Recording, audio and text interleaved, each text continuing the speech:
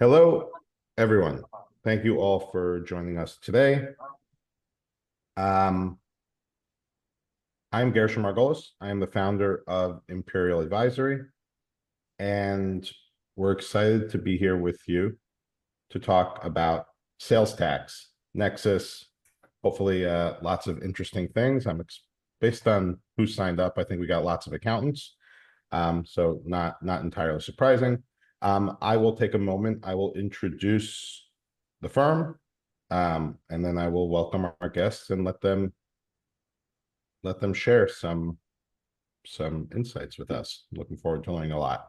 All right. So, like I said, I'm the founder of Imperial Advisory. We are a team of CFOs, and we do CFO advisory work where we work with CFOs and help them. Usually, it's about expanding their bandwidth.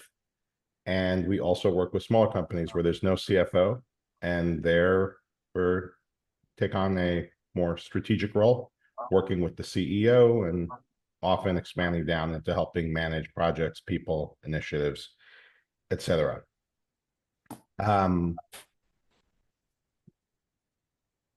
Recently, we've been doing some interesting work with accounting firms, which I'll mention because we have lots of accounting type people here.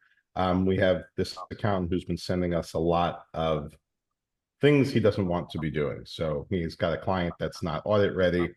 He's like, they're not sending me things that existed. They're kind of preparing it as I ask them for it. It's like, I need to just be able to do my audit.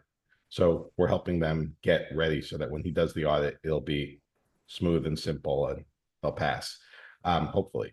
And other things, when he gets tax information, it's not what it needs to be. He needs someone to sit with the client, help smooth things over, make sure they get him, again, what he needs. Just sent us another client that's around, they need help evaluating their system, their financial system, their operating system.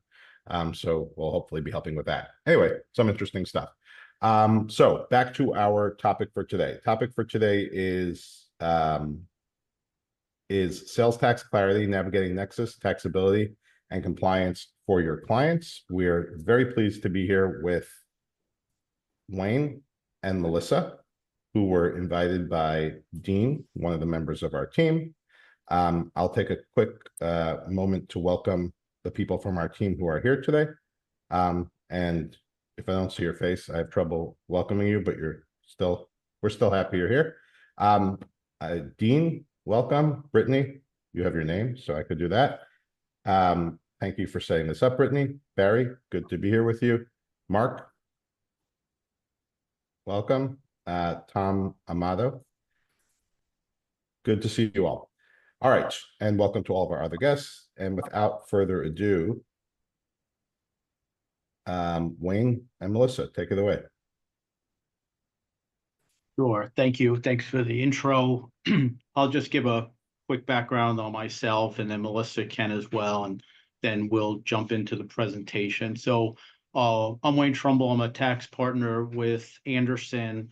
Anderson is a very large multi-state, multinational tax-only firm. My personal journey here was with many years at Ernst & Young. Left Ernst & Young to start my own practice, did that for a number of years, and then eventually put my practice into Anderson, and it's been wonderful. It was a wonderful transition. It's been a great 10 to 11 years at Anderson. And the reason I mentioned the varying firms is because in that process, I've worked with companies of all sizes. And in working with companies of all sizes, you realize that there's definitely, probably amongst other things, but one consistent issue that comes up and is bothersome, and that is sales tax. And that's the reason we're here. I'm going to do everything I can to make this presentation interesting and enjoyable, and leave you guys with some really significant thoughts on how you do this right and where you can go off track and how easy it is to get back on track and then to maintain that. And my main focus here is I see too many transactions where the end result is not good. Company goes, enters into M&A, gets acquired, never addressed sales tax. It wouldn't have been hard to address, but by the time you get to the end and you get to a transaction and you've got years and years of noncompliance and significant liabilities built up, it's impossible to mitigate. And it impacts purchase price and it leaves significant dollars in escrow. And if there's any one thing I want to accomplish today is helping people realize that if you're working towards a transaction, you want to get ahead of sales tax. So with that, I'll let Melissa introduce herself and then we'll launch in. Hi, I'm Melissa Tegano. I'm also a tax partner with Anderson in the state and local practice. I've been with Anderson for over 10 years, and before that, I was with a Big Four firm, and then I've worked within the corporate tax departments of a couple of Fortune 500 companies. So I have internal tax department experience and external consulting experience. My clients here are, they range in size, just as Wayne said, and I do a lot of work with companies that are trying to get due diligence ready. So sales tax is always part of that, whether it's for an IPO or a sale. I also work with a lot of companies where overnight success happens and all of a sudden we have to deal with sales tax, and that's fine too. We're always able to help. So, there's a lot that goes on in sales tax, but in the end, I think, if you get going on it, you can make it right. So, I think with that, we're gonna get started. Great. Have you? So just flip the slide, Melissa will. Yeah. Oh, No, yeah, go back one. So, yeah. it's a little sensitive, I guess. So this is what we're going to accomplish today. The first bullet is the most important bullet. Why is it important to get sales tax right? And I alluded to that. And in my opinion, it's so that way when and if there is a transaction in the future, you are not the taxpayer that has significant dollars left on the table. But also because there are audits looming out there by the state agencies, and you don't want to have one of those and not be prepared for it. What are sales and use tax? We'll explain that. We'll get a little granular for a minute there. Sales tax nexus, physical and economic, it's very important. Want to clear up any misconceptions that you have to have a physical presence in a jurisdiction to have an obligation to collect tax or an obligation to collect exemption certificates. That's not right, and we're going to clarify that. Then we're going to talk briefly about taxability of products and services. Just so that way the group realizes it's not just it's not just products. Sales tax permeates out to other types of revenue, including services. Try to, when we get to the slide, try to leave behind a little bit of a high level of things that are taxable in New York, because I thought that might be of interest to the group. Sourcing. That means what jurisdiction controls a transaction. Is it the state where products shipped from? Is it a state where products are shipped to? What happens in a drop shipment where you have a customer in one jurisdiction and you're sending it to their customer in another jurisdiction? So we'll try to clarify any questions around that. And then we'll talk about what I think is probably really the most important thing that you guys should listen to, and that's exemption documentation. Exemption documentation is exemption documents are your friend. And it is the way of making sure that you don't have significant liabilities. Now, I don't know the business, and I don't know the companies that are on this call or the companies that are represented by people on this call. So exemption documents mean different things to different people and different businesses. But what we have here should at least give you an idea when you should be looking to collect exemption documentation and when you should be providing exemption documentation. And then assuming that there are some situations on this call where maybe historically we haven't gotten sales tax completely correct, We'll talk about what we do to strategically remediate any sales tax issues. And then a very important topic, refund. It's something I've been working on a lot lately, helping small to medium-sized companies that are headquartered in New York generate refunds, and some might apply to the audience on this call. So Melissa, why don't we flip to the first slide? So why is getting sales tax important? I started with this. We're going to drone on it a little bit here and then throughout the presentation. Anybody who's heading towards a transaction needs to start thinking about sales tax. It is the number one issue on the state side that pops up. It pops up in almost every transaction.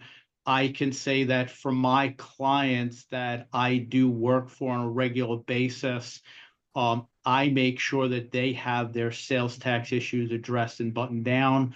As Melissa said, if we have a client that isn't in that situation and they are thinking about a transaction, we take them through a due diligence readiness process, always includes sales tax. And it's, as Melissa said, it's never too late to get cleaned up. State audits are significant. They're a problem. They are expensive, but they can be mild and they can be managed. But it is a reason that you need to focus on this and get it right, because once the audit happens, you generally don't have the time to go out and do the work that it takes to mitigate as significantly as you would like to. When you sell goods, sales tax is nothing more than a collection obligation. Get that right. If you get that right, then you don't put the liability on yourself in an audit or in a transaction. So if you can collect the tax from somebody else and remit it to the state and do what the state wants, which is just be a collection agent for the state, do that.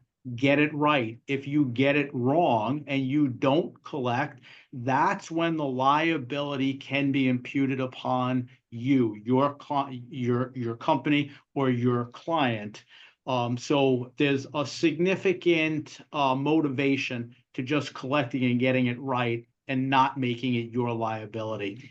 And then, as I said previously, embrace gathering exemption documentation. It's important. It's annoying. It's cumbersome. It's administrative. It's not what you want to spend your time on, but it can save you hundreds of thousands or millions of dollars, depending upon the size of your company. That's on the sell side. On the purchase side, you need to understand your business. You need to understand when you're subject to tax on your purchases, and you need to understand when you're not subject to tax on your purchases, so that way you don't overpay your tax. So on the sell side, that's transactions where you're selling. On the purchase side, it's transactions where you're purchasing goods to use in your business. Melissa, next. What are sales tax?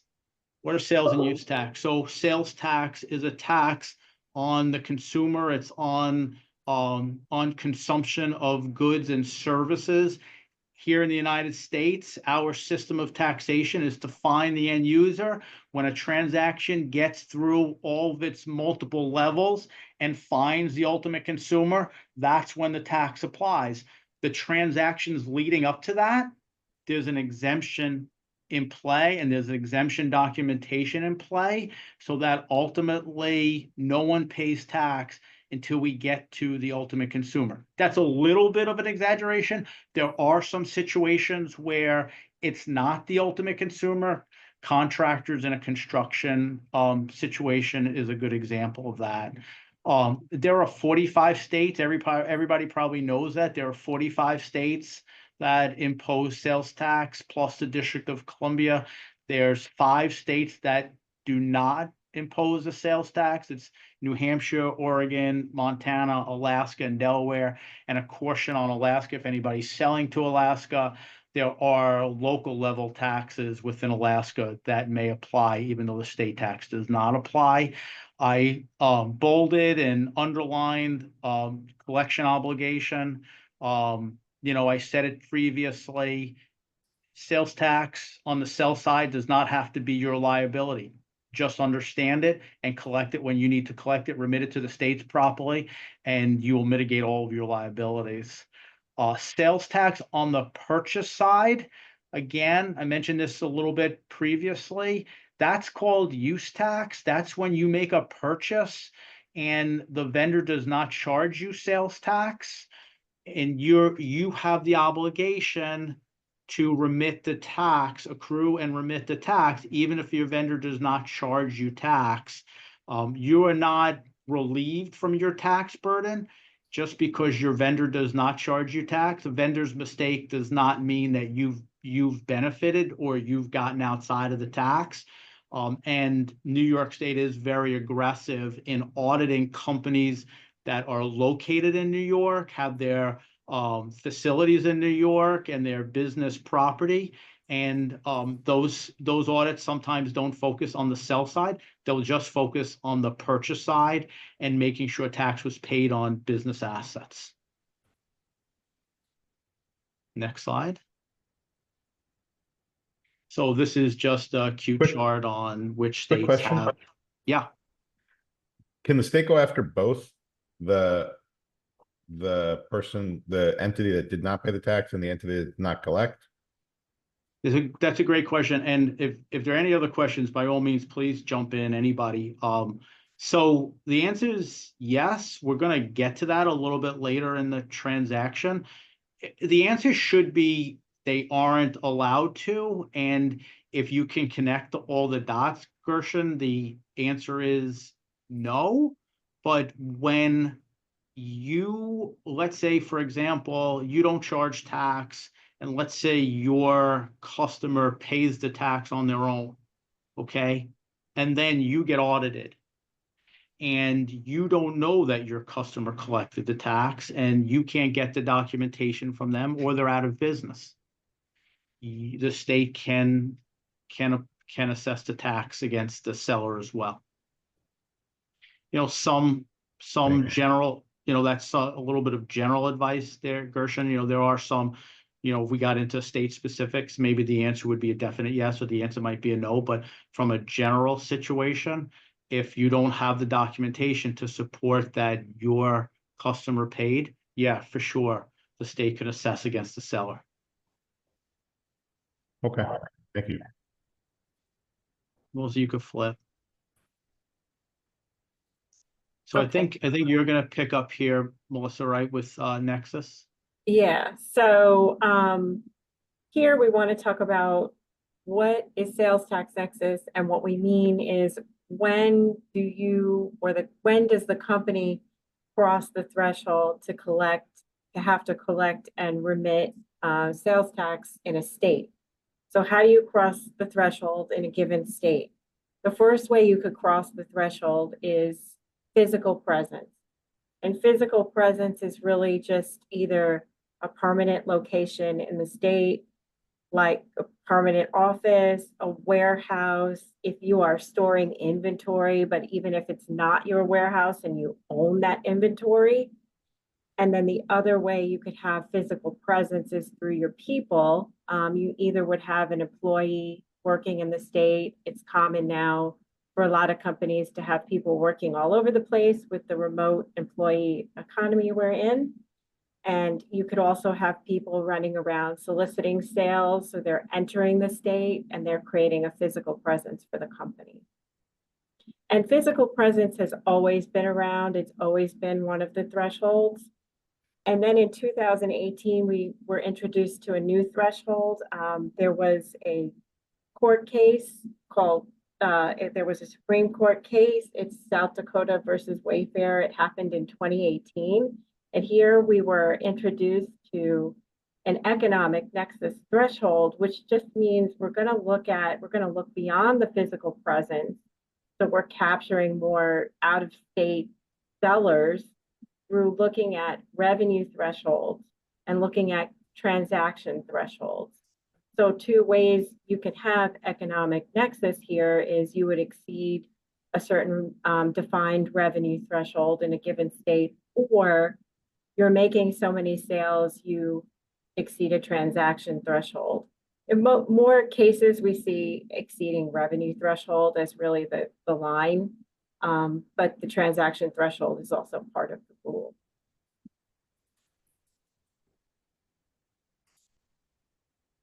And I think we're going to talk about taxability, right? Yeah, for sure. And just on the topic of Nexus, I've been doing this for a very long time, and the Supreme Court case in 2018 sort of rocked the industry, and it turned everything that I had been talking to my clients about for 25 years at the time.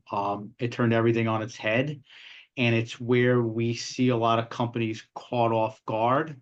A lot of companies think that just because I'm only doing business in New York, I only have people in New York, I only have property in New York, I only have my office in New York, that's the only place where I have to collect tax.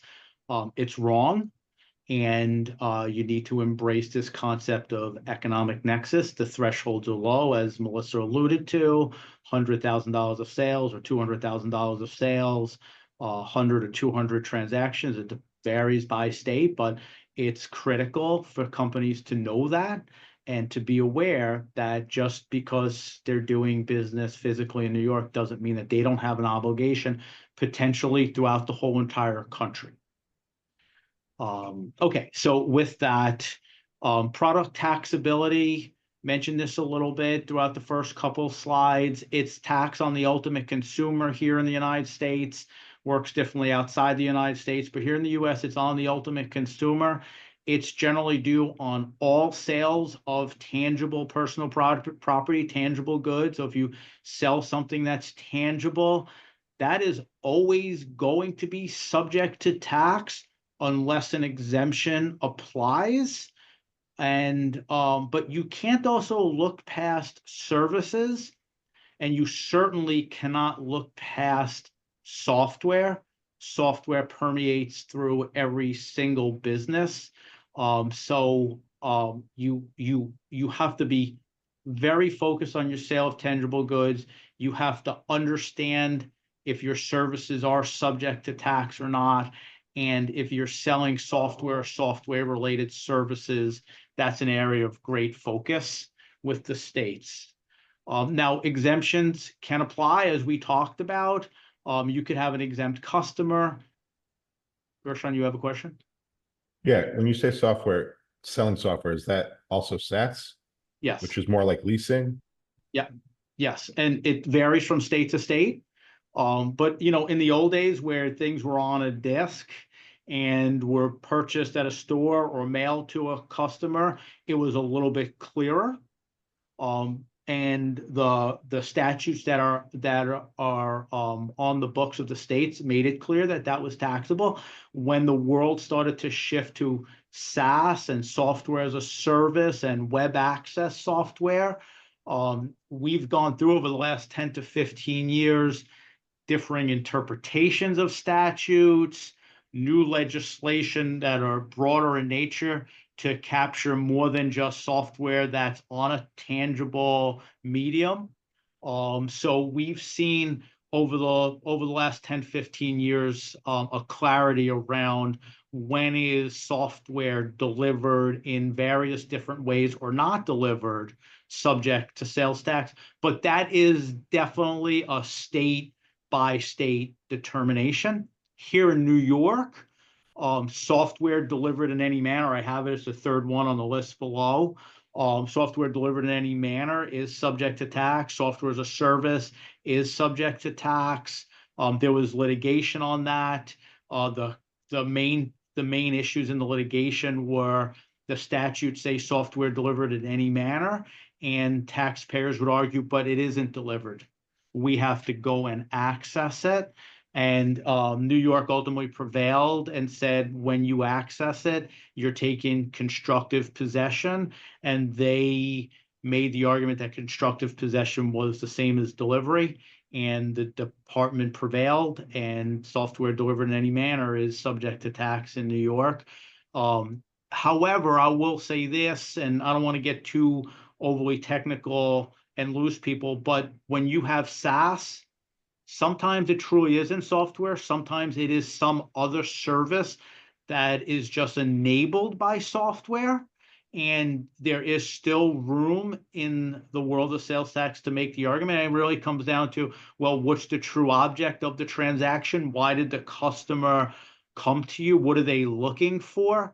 I'll give you an easy example. In my business, I use software. I deliver a lot of advice by virtue of software, but my service is clearly tax advice, and no one is going to say that we are providing software. Maybe it's not a great example, but I see it all the time in like I see it in advertising services a lot, where the whole entire cycle appears to be fueled by software and delivering ads using software.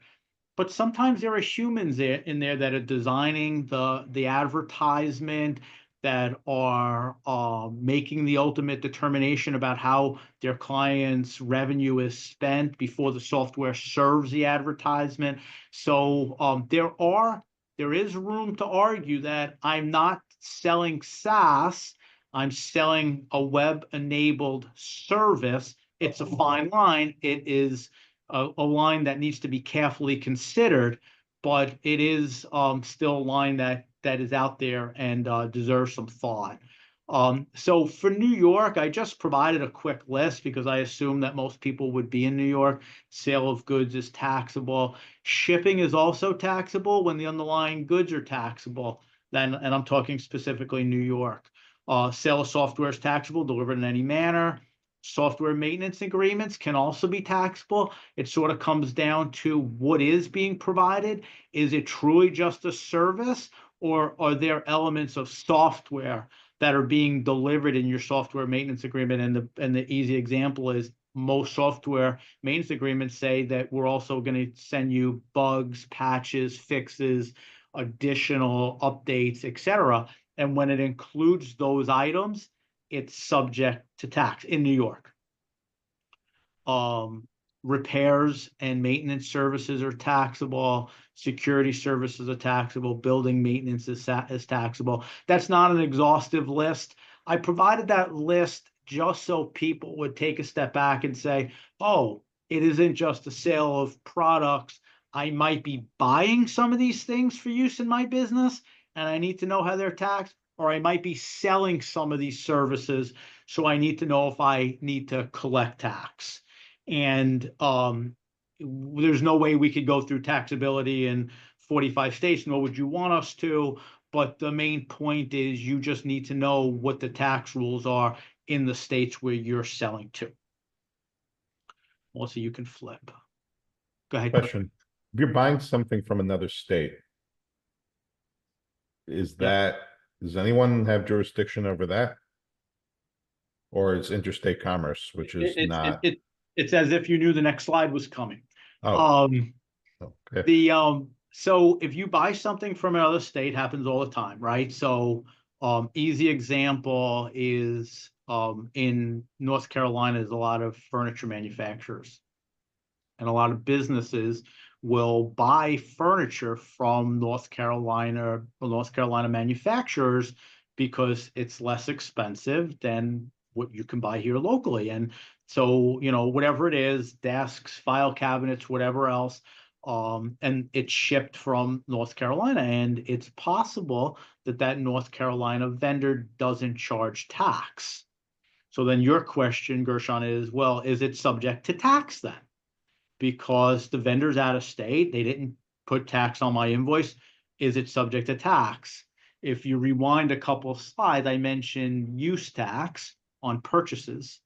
And the simple answer to your question is yes, it's taxable. If my vendor didn't charge me tax, that might be right, that might be wrong. We'll get into that. But the fact that he didn't charge you tax doesn't mean that the transaction is not taxable. It's tangible goods. It's being delivered to the ultimate consumer. The ultimate consumer is going to consume it here in New York in their business, and the transaction is subject to New York tax. And if the person if the vendor had charged tax, they would be charging New York tax? Let's say they were not in South Carolina or Yeah. wherever. Well, let's say they were in North Carolina. They would still be charging New York tax because the jurisdiction that controls a transaction is generally the destination of the product. Where is the product being shipped to? Okay, but does New York have I have a jurisdiction question. over people in other states to tell them what to do? No, Wrong not question. only if, Melissa, flip back to your slides. Right there. So North Carolina company has to have Nexus. If they don't have Nexus, they don't have an obligation. Two ways that they could have Nexus and an obligation: be physically present in New York or have exceeded the economic nexus threshold in New York. If they've done either one of those two, then New York can exert jurisdiction over them. New York can subject them to tax. New York can assess them. If not, if they haven't met the threshold, they're not physically present, they haven't met the economic nexus threshold, Gershon, they can't. It's a great question. And if they can't, then they don't charge you tax, because generally no one takes on a burden that they don't have to take on. And the transaction is still taxable, but it's taxable to the consumer. And New York has jurisdiction over the New York company because we're physically present here. So New York can assess the company that's physically present here, or they could assess the company that's sold into it if they have crossed the nexus threshold. Does that make sense? Thank you. Yeah, I think Okay. Barry had a question. Go I have for a it. quick question. How do you treat parts that are going into a manufactured product? Is sales tax only on end product, or could it be levied on parts going into a product? I'll give you an option. Do you want to wait for that slide, or do you want me to jump in right now? No, wait for it. Thank you. Okay, it's coming up on the exemption slides, and I think you'll appreciate those slides, and it'll answer your question directly. Thank you. Yep. So on Gershon, your question on jurisdiction is a great question, and we see companies screw this up all the time, where they sell products throughout the whole country, but they're here in New York, they ship out of New York, they collect New York tax, they remit the tax to New York. They think they're doing the right thing, and they're trying to, but the jurisdictional issue is generally one of destination. And when you sell tangible goods, it's almost always destination. It's the ship to location. That's where you have to be focused. Gershon, the difficulty with that is there's a lot of jurisdictions, there's a lot of tax rates.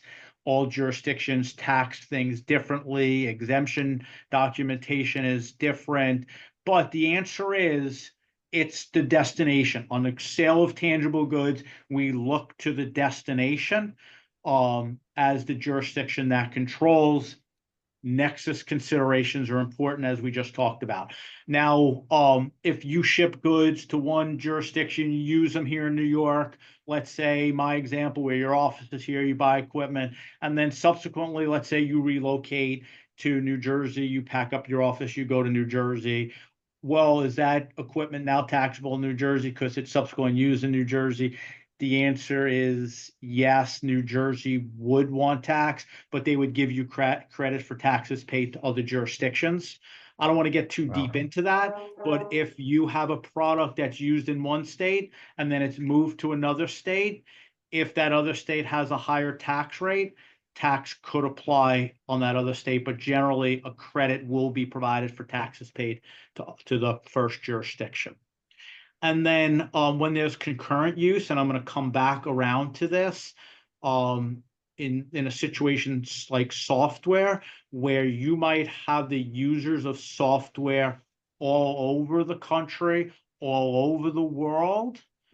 Generally, software is taxed where it's used, and if it's used in multiple locations, it's subject to tax in multiple locations. And you should not overpay the jurisdiction where maybe a company is located, where it's headquartered. If there are users outside of that state, then you don't have to pay that state the full amount of the sales tax. How does that work practically? Like you're Yeah. having a software subscription for like we have a client that sells software to nursing home owners. So you have a corporate headquarters, you have people in all the nursing home, a former client. You have people in all the nursing homes around the country. Let's say you have people in 5 different states. Yeah. So are they now required to be breaking up as the seller? They got to figure out where are all the users and then break up the sales tax and remit, like who? Yeah. They're just selling 100 seats to corporate. Yeah.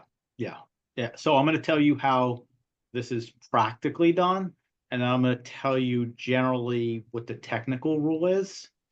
Again, just always keep in the back of your mind, sales tax depends on the state, and I'm not giving you the answer for any particular state, but practically, this is what happens. Where is your customer, where's their headquarters? Where's their main point of contact? Where's their accounts payable? Just give me a state. Our client is in New Jersey. Right, so their vendor will look to charge them New Jersey tax, okay? Because the vendor doesn't know where the 100 seats are being used. It might be very difficult for the vendor to break the sales tax down amongst the 5 jurisdictions, and it puts a pretty heavy burden on the seller. Now, so practically what happens is I send you an invoice to New Jersey, I put New Jersey tax on it. Okay. Now, that's not the right answer. The right answer is, where are the users? And if the users are spread out, some in New Jersey, some in New York, some in Tennessee, wherever. If you look at the rules will likely navigate you to, it's where the software is used. But Gershon, most companies don't have the system set up to accommodate that. So they charge tax to one jurisdiction. Now, I'm going to come back around to this in a second. I'm going to let you ask your follow-up question. But let's say they charge you New Jersey, and let's say software was taxable in New Jersey, and you pay the New Jersey tax. And then let's say the users are in California, and let's say software is not taxable in California. You overpaid New Jersey tax, you're entitled to a refund. So in our case, our client is the software provider. So Yep. could they now have all those other states? Let's say California does have tax and they never remitted California tax because They the have corporate exposure. headquarters. Yes. So they could have exposure to all these states where they never set foot, never sold anything correct. there. Now, you have to exceed economic nexus threshold, right? There are rules on sourcing. So let's assume in your example that they've crossed an economic nexus threshold. So they're selling more than $100,000 into any one of those states that you're talking about. Yeah, they could have an obligation in all those states on that software that they delivered to New Jersey. Cool. Good to know. Yeah. And there's 2 sides to it. There's the seller's obligation and there's the buyer's obligation. And I'm telling you that on the buyer side, make sure you don't overpay. On the seller side, you got to cover yourself. And on the buyer side, you got to make sure you don't overpay. But if the buyer has, let's just make it simple. There's 2 states. The buyer has people in New York and New Jersey, and the seller, because the buyer's corporate headquarters in New Jersey, the seller remits all the tax in New Jersey. They also have they owe all this money to New York that they've already paid to New Jersey. That is right. But they can go, now let's assume that it's taxable in New Jersey, because New Jersey has some very specific software rules. So Just for example. we're assuming that the transaction is taxable in New Jersey, taxpayer overpaid, and then let's say taxpayer is audited by New York, right? And New York realizes 50% of your users are in New York. They can subject that company to tax. Now you say, well, but wait, I handed all this money over to my seller and they remitted it to New Jersey. You can go back and get a refund from New Jersey. And you should be on top of that and not overpay New Jersey. You should know, as the buyer, you should know where your users are. And if seller overcharges you because their systems can't accommodate, then you should go get your refund. And that's my last slide, because Gershon, I've been helping companies over the last couple of years recover those refunds, and most of the time on software used in multiple jurisdictions. Cool. It's good we had you today. I'm going to go quick because I don't want to run out of time. So sale of tangible goods, we generally look to destination. Sale of services, we generally look to where the client gets the benefit of the service. Some states might look where services are performed, but it's generally where they get the benefit. Digital goods, again, destination, could be the benefit location. Sometimes those are the same location. There could be multiple states that are using digital goods, sort of the same conversation we just had. Gershon, before we run from this slide, I specifically noted information services in the sale of services and multi-state benefit, because it's a sort of the same practical problem that we have with software. It's information services, which does happen to be taxable in a good number of states, including New York and New Jersey and Connecticut. If you might buy information services, but you could have employees everywhere, and you might be using information services in the state where it's sort of received. But then if you have users outside of that state, you might be overpaying sales tax in the jurisdiction where you're sort of receiving your invoices. Melissa, let's move forward. Hey, Wayne, quick question. Well, two quick questions, and I don't know how much of a drag down into detail this could become, but when you and I have worked together in the past, I remember at the law firm, it created quite a level of complexity because it was professional services that were for, let's just say, an insurance carrier, again, headquartered in a particular state, but the case was, could have been multi-states and so on and so forth. And again, I don't know if that gets too deep now to start explaining or what we do with that. So that's one piece. And then another one is, a lot of this is prevention and avoiding. Will you, in the presentation somewhere, have an example of, or two of, okay, so what happens when the what hits the fan? Yeah. And this is, real experiences of things that happened. Yeah, we're gonna go fast because we'll try to get there. On your example, Dean, let's go back one slide. There's a lot of, we have sale of services. Your professional service that you're talking about is a service, obviously. It can be taxable in some jurisdictions, and you get into some very complicated, very headsy analyses around where's the benefit. Where's the performance? The performance can be in one jurisdiction. The benefit could be in another jurisdiction. Wayne, are you telling me two jurisdictions could have rights to a transaction? Probably not. When we get into it in the actual states, we'll probably be able to sort out what jurisdiction most likely can assess the tax. So, Dean, it really comes down in your example, where's the benefit? Where's the client getting the benefit? But not always an easy question to answer, because the case could be in Utah, the client could be in New York. But we can get to the bottom of all the answers. It just requires facts and a state-by-state analysis. Got it. Melissa, you're doing exemptions? Or I'm doing exemptions? Okay. I think you were so, gonna start with that, yeah, yeah. who asked the question about the inputs into manufacturing process? Barry? Barry. Barry. Yeah. Okay, so Barry, let's run through exemptions pretty quick because I want to get to Dean's answer. Whereas, hey, if we're sitting with some liabilities, how do we clean things up? How do we get this right? Barry, one very significant certificate that's out there is a resale certificate. This may cover your question, but there may be another specific exemption, which we'll come to in a second. Resale, very important. If you're selling product to a distributor, if you're selling product to a retail store, if you're selling product to anyone who is then going to resell that product, the tax obligation is not on that transaction, but you have to get the resale certificate. If you don't get the resale certificate, you are taking on the liability in an audit or in a future diligence, and I'm sorry, in a future transaction.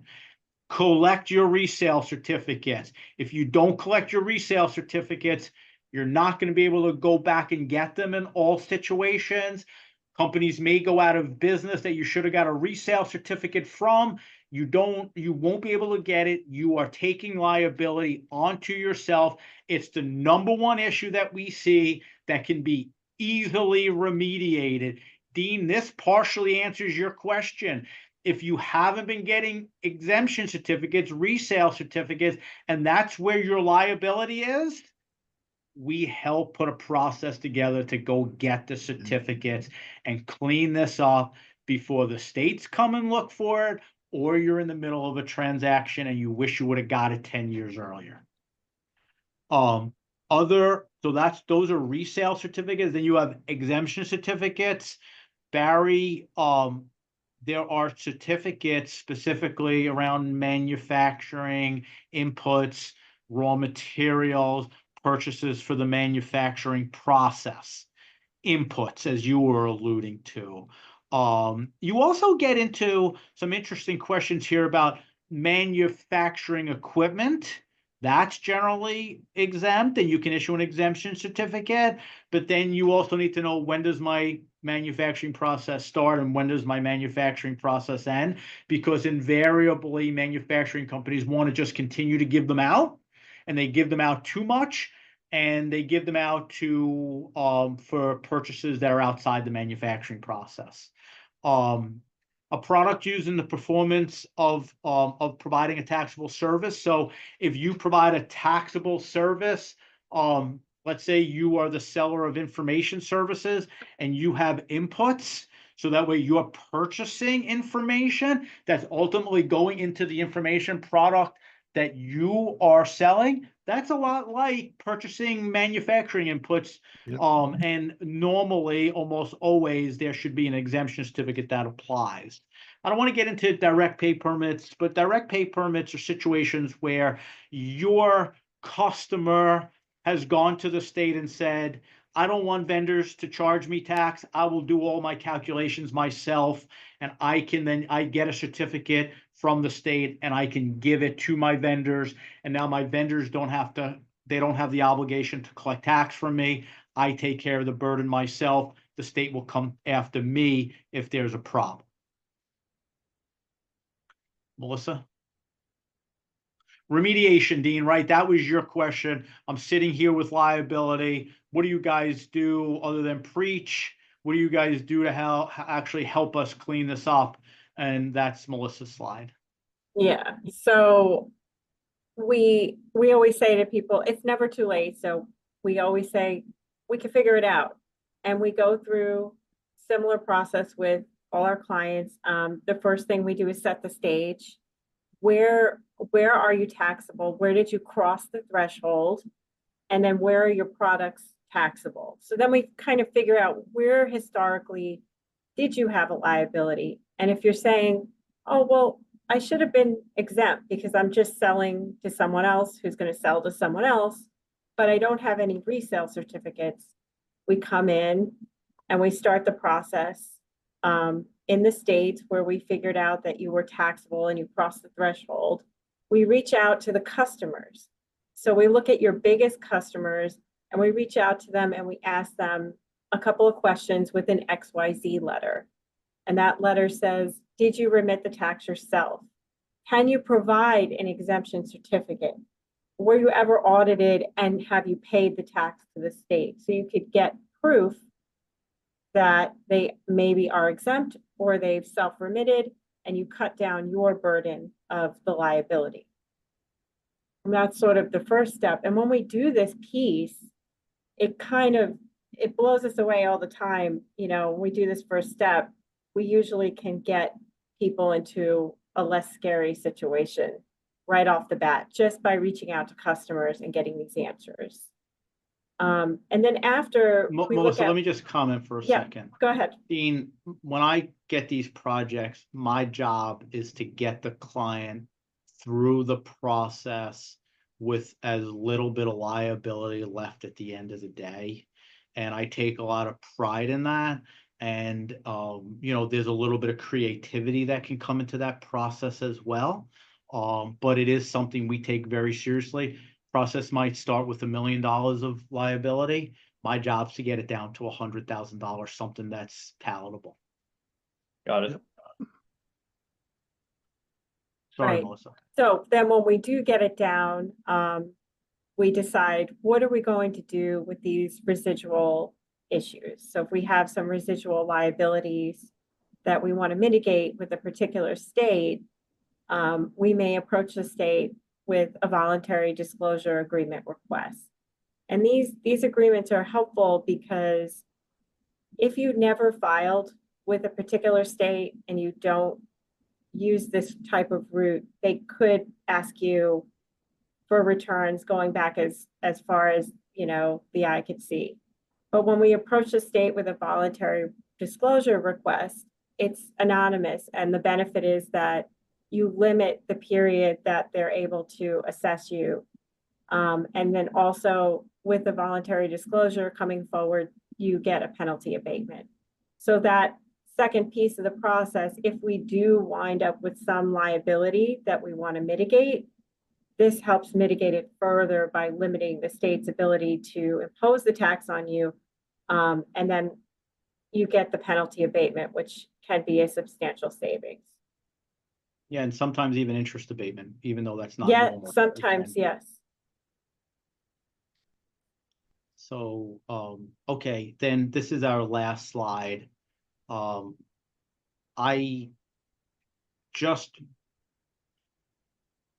just want to point out that there are areas where companies overpay their tax a lot.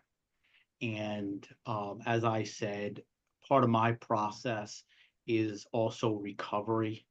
And I'm going to start from the bottom up. Multiple points of use. Hey, Wayne, is where- sorry, quick question. The reason why companies would overpay is because the vendor that's invoicing them doesn't know the rules enough or whatever it is, and are just charging the wrong tax or overtaxing or taxing where they shouldn't be? Is that the typical reason for the overpayment? I'll give you two examples. One is Gershon's example. Software, they're just going to bill where the company's accounts payable is located, one state. They're just going to send an invoice to that state. They're going to charge you tax. You may have people using the software all over the place. Okay. And that if you're in New York and you pay tax on software or SaaS or anything that feels like it, and you have users outside the state, Dean, very likely you overpaid. The vendor really didn't do that much wrong. To Gershon's point, kind of looked at me funny, like, how's my client going to do this? You know, they send an invoice to one state. There's users in 5 states. They're just selling licenses. It's hard to administer this. So it's unintentional. The over collection is unintentional, but it happens. On the other two, Dean, manufacturing equipment, research and development equipment, and I'm just giving a couple examples. If I sell you manufacturing equipment, it's tangible goods. It's taxable. You don't give me an exemption certificate, I have to collect tax from you. Okay, so should I ask you for the exemption certificate? Yes, probably. Should probably be part of my process. But if you don't give me the exemption certificate, I might charge you tax on manufacturing equipment. And you shouldn't have paid tax on that manufacturing equipment. But to make it a little bit more realistic, sometimes you don't know where a company's process begins and ends. And did the item I sell to you, is that storage? Or are you using in a certain way that is interacting with your raw materials, maybe heating them up, maybe cooling them down, where I would consider it part of your manufacturing process, but the vendor doesn't know because the vendor might sell that to multiple different types of people. Some use it in an exempt manner, some use it in a taxable manner.